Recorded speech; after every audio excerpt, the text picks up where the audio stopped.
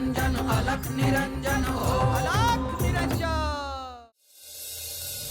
नाथ संप्रदायावर लवकरच एक शिवधनुष्य पेळण्याचं कार्य येणार आहे। युगांमागून युग लोटली, सत्य असत्याचा हा संघर्ष प्रत्येक युगात होत आला आहे। या सृष्टीच्या निर्मात्यांनी वेळोवेळी देवतांना अवतार घ्यायला लावून तिचं संतुलन केलं आहे, परंतु आता हे कलियुग आलं आहे। देवांचं अवतार कार्य अजूनही सुरू झालेलं नाही। कली आता हळूहळू प्रबळ होत जाणार आहे। त्यामुळे ह्या सगळ्याचं संतुलन करण्याची आणि ह्या सगळ्याला आळा घालण्याची जबाबदारी नाथ पंथावर येणार आहे। श्री दत्तप्रभूंचा आपल्याला आदेश आहे। इथून आता आपल्याला दक्षिणेकडे प्रस्थान करायचं आहे। रक्तबीजाचा अंश असलेल्या त्या मनुष्यरूपी असुराला यमसदनी पाठवायचं आहे। नेपाळ प्रांतात आपण जे कार्य केलं आहे ते आता दक्षिणेत करायचं आहे। तिथल्या लोकांचं आयुष्य सुकर करायचं आहे। त्यामुळे आता आपल्याला इथे फार काळ थांबता येणार नाही। गुरुदेव, मी आणि कानी इथेच श्री दत्तगुरूंच्या सेवेत राहू। नागनाथला लवकरात लवकर आपल्यासारखं बनवायचं ही कार्य सुरूच आहे। प्रत्येक नाथांचं जे बालपण होतं ते हेतुतः होतं। बालपणीच प्रतिकूलतेला सामोरं गेल्यामुळे जडणघडण व्यवस्थित होते। त्यातून शुभ कार्य घडणार असतं आणि सगळ्या असुरी शक्ती हे कार्य न होऊ देण्यासाठी आटोकाट प्रयत्न करणारच। जिथे साक्षात श्री दत्तप्रभू बालरूपात थांबले आहे तिथे काळजी करण्याचं काहीही कारण नाही। परंतु नागनाथला आता तीव्र साधनेसाठी तयार करावं लागेल। गुरुदेव, आपल्याला प्रभू श्रीरामांचं दर्शन झालं। त्यांनी गहिनीला साधना पद्धती शोधून काढायचं दायित्व दिलं आहे। होय, हे फार मोठं दायित्व आहे गहिनी। त्यासाठी तुला तपश्चर्या करावी लागणार। कलियुगात मनुष्याला इतकी कठोर साधना करणं जमणार नाही। त्यामुळे तुला अशी साधना पद्धती शोधून काढावी लागेल जी थेट परमेश्वरापर्यंत पोहोचेल। गुरुदेव, मी त्या पद्धती संबंधी विचार आधी सुरू केलेला आहे। तो काळ फार लांब असणार नाही जेव्हा मला सहज साध्य आराधना पद्धती अवगत झालेली असेल। गहिनी, तुझ्या या कार्याला आमच्या सदिच्छा आहेत। तुला जेव्हा ही पद्धत अवगत होईल तेव्हा ती आम्हालाही ऐकायला आवडेल। हा सत्संग असाच सुरू राहावा असं वाटतं खरं, परंतु पर्याय नाही। आपल्याला निघावं लागेल। चला, प्रस्थानाची वेळ झाली।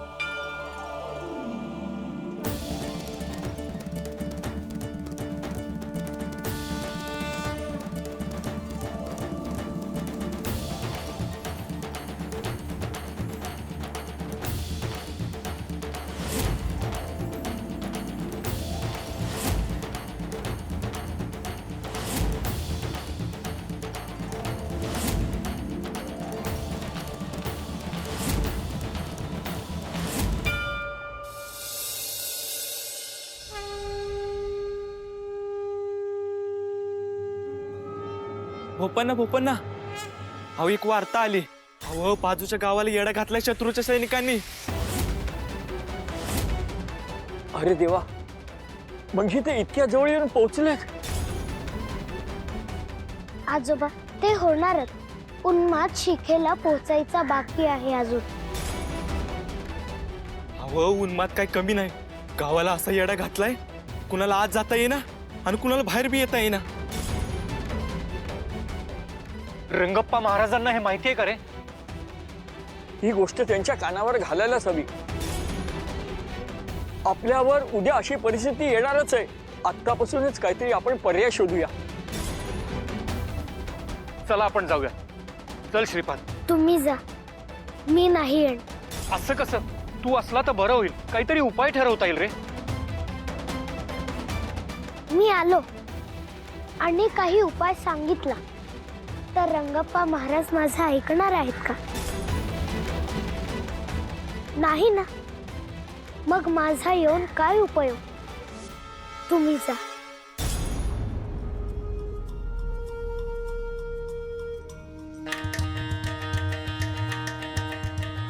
बोपण्णा, आपण जाऊया. चला.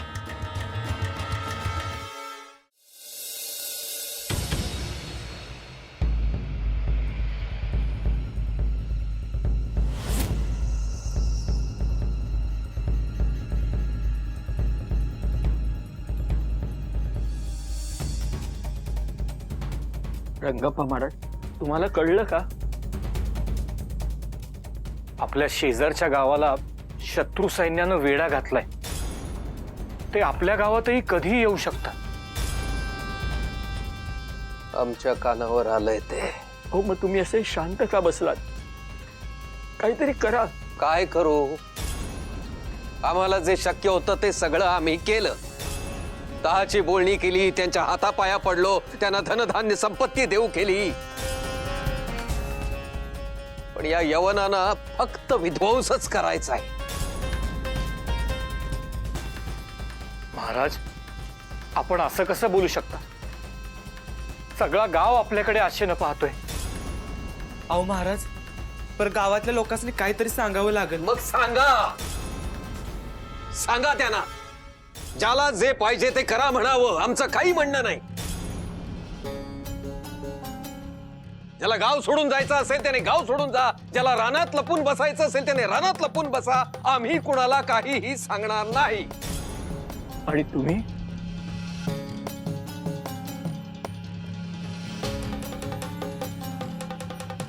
आम्ही कुठेही जाणार नाही. आमच्यावर दत्तप्रभूंची कृपा नाही. जे काय व्हायचं असेल ते त्यांच्या इच्छेने होईल.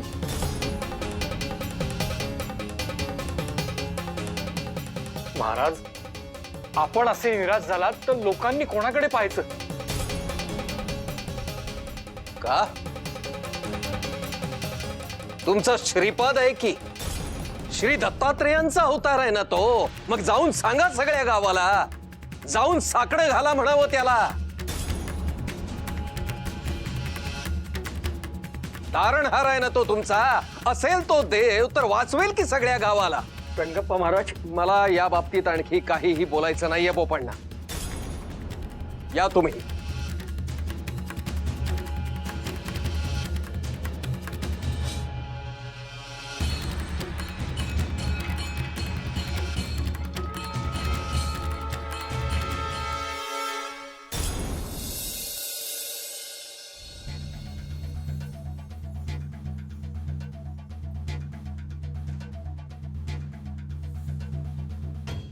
काय म्हणाले रंगप्पा?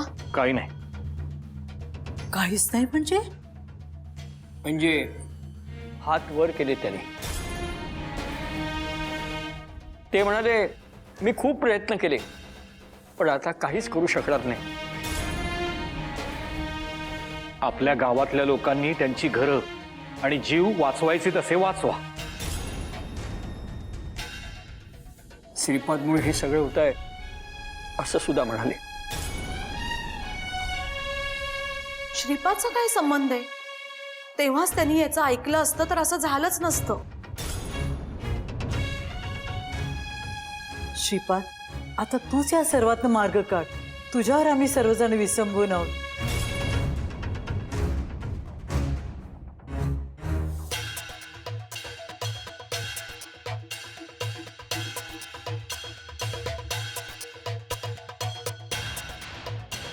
आणखी एक वार्ता येणार आहे.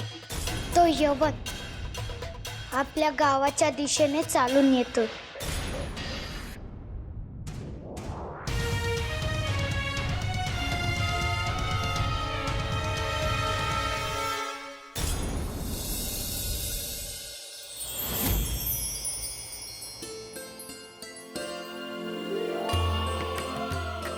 गुरुदेव,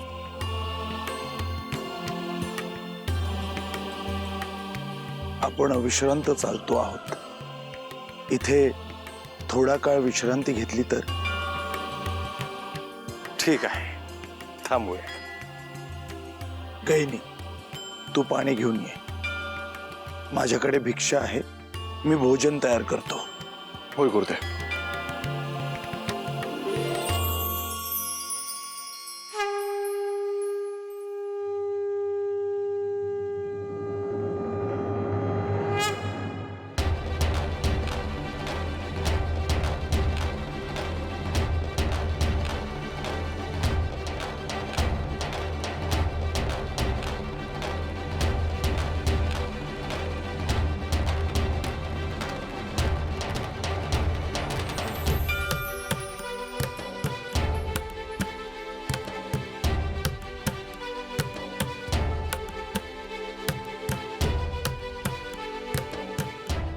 गुरुदेव,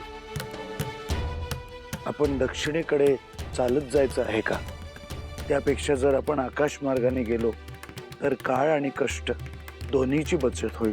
आपल्याला दक्षिणेपर्यंत लवकरात लवकर जायचं आहे हे मान्य आहे, परंतु आपल्याला तिथे चालतच गेलं पाहिजे.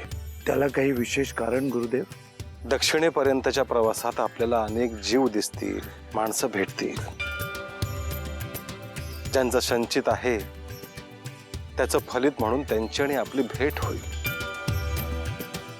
त्यांच्या समस्या समजून घेणं, त्यांना मार्गदर्शन करणं हेही करायचं आहे. तसंच वाटेत आपल्याला अनेक तीर्थक्षेत्रही लागतील, त्याच्यासाठीही आपल्याला काही करता येईल.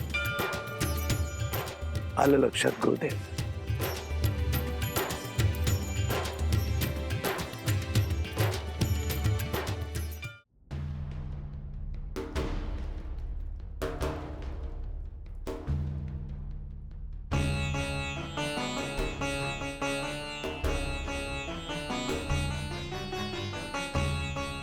अहो, हे घरातलं सगळं सोनं आहे. सरस्वती, काय करतेस तू? ते सगळं सोनं नेऊन त्या यवनांना द्या. गावावरचं संकट थांबवा. गावातले सगळे जण आपलं धन द्यायला तयार होतील. सरस्वती, वेडेपणा आहे हा. असं काही नाही होणार. त्यांना जे काही हवं होतं ते आधीच देऊ केलं होतं आपण, पण त्यांनी ते नाकारलं. हे असं सोनं नाणं देऊन हे अरिष्ट टळणार नाहीये. पण का? त्यांना तर तेच हवंय ना. त्यांना फक्त आपल्या गावाचा विध्वंस करायचा आहे. त्यांच्या समोर आपण किती दुबळे आहोत, हीन आहोत, हतबल आहोत हेच दाखवून द्यायचंय त्यांना. आपण त्यांचे पाय धरले ना तरी लाथ मारून बाजूला करतील ते आपल्याला. हे असं सोनं नाणं देऊन आपण फक्त निर्धन होऊ, पण हे अरिष्ट टळणार नाही. मग काय करायचं आता? अहो, सगळं उंबरठ्यापाशी येऊन थांबलंय. आता जे काही होईल त्याला फक्त सामोरं जायचं. बरं, मला सांगा, श्रीपाद विषयी ज्या सरदाराने विचारलं त्याचं काय झालं? श्रीपादही आता काही करू शकणार नाहीये.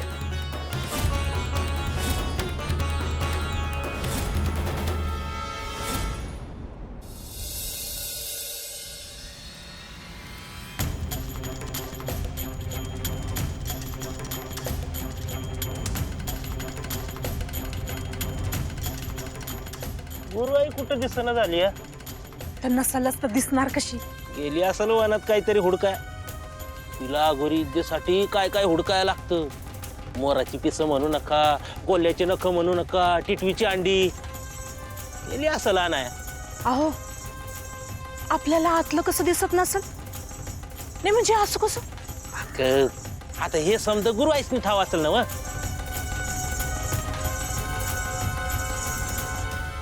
गिरिजक्का, गिरिजक्का, अगं इकडे इकडे बघा. गिरिजक्का, अगं इकडे इकडे बघा. गिरिजक्का. अहो, जर आत खरंच सरुताई असेल ना तर गुरुआईनं लई मोठा डाव टाकला आहे. आणि तो नागनाथ, तो सौताला एवढा मोठा समजतो, मग त्याला कसं कळलं नाही? आपलं काम झालं ना. मर दे.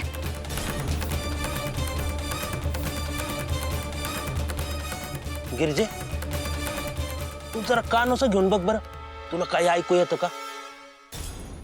मागच्या वेळी मला इथं चरुताई दिसली होती, आता का म्हणजे दिसना?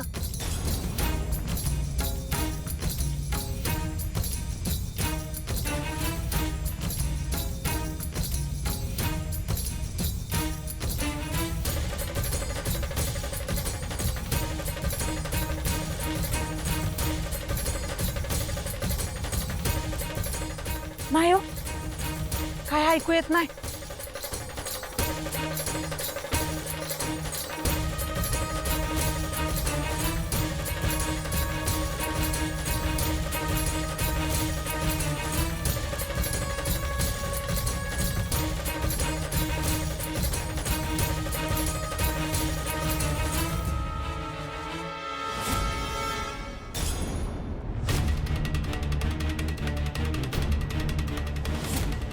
अयो, अगं हे काय? लाकूड आलंय आतून, कुणीतरी लाकूड फेकून मारलंय आपल्याला. गिरिजक्का, इथे इथे इथे समोर बघ गिरिजक्का. ए गिरजे, अगं चल घरला. अगं ही कुठे काय आमची घेऊन टाकेल आपल्याला. काय होत नाही हो, गुरु आईला भेटल्या बिगर इथून जायचं नाही.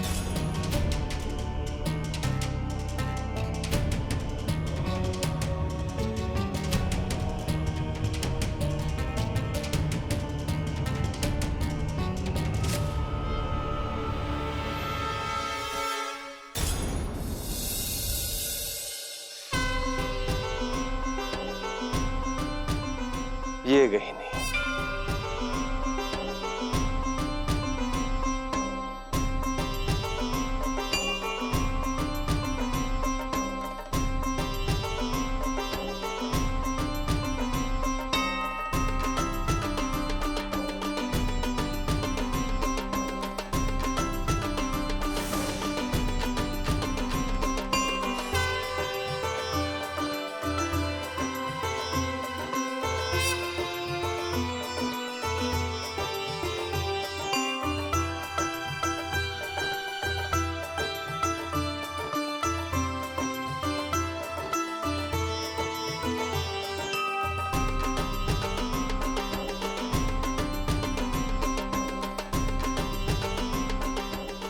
गुरुदेव, मी सुकी लाकडं घेऊन येतो आणि त्यानंतर मी चूल पेटवतो.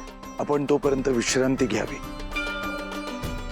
गुरुदेव, आपण कशाला? मी जातो.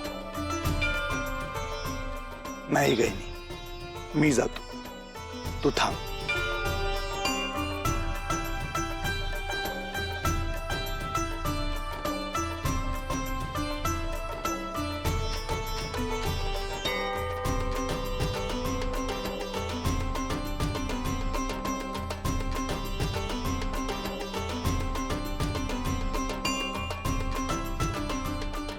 गुरुदेव,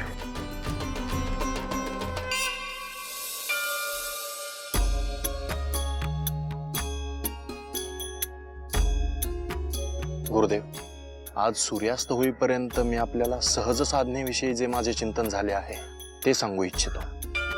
मला त्याविषयी आपल्याकडून मार्गदर्शन हवे आहे. जशी तुझी इच्छा.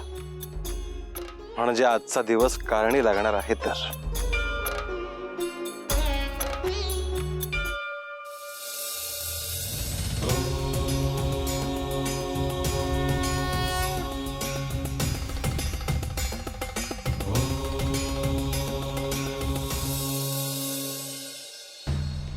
गुरुदेव, आपण आता नागनाथला भेटायला जायला हवं. तो येईलच इकडे खाली. तेव्हा दत्तगुरूंच्या आज्ञेने त्याची पुढची साधना सुरू करूया. गुरुदेव, आपणच गावात जाऊन त्याला घेऊन आलो तर. त्याच्या कडेला खूप प्रतिकूल परिस्थिती आहे. अर्थात ही गुरूंचीच लीला आहे, त्यामुळे आत्ता आपण तिकडे जायला नको. गुरुवर, मला असं वाटतं की नागनाथ भोवती एक संरक्षक कवच असायला हवं. त्याच्या समोर एक आघोरी आहे. कधी, कुठून, कसं आक्रमण होईल काहीच सांगता येत नाही. नागनाथला एकदा पूर्ण भस्म लावूया. मंत्राग्नीने जागृत अशा भस्माचं एक वेगळंच महत्व आहे.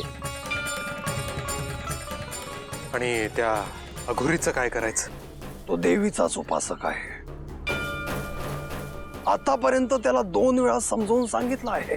त्याने ऐकलं नाही तर मग कठोर शिक्षा करणं भाग आहे. त्याने एका सज्जन स्त्रीला बंदी बनवलेलं आहे आणि आपण हे सगळं पाहत राहायचं का? नाही का नाही. आदेश आदेश अलौकिक निरंजन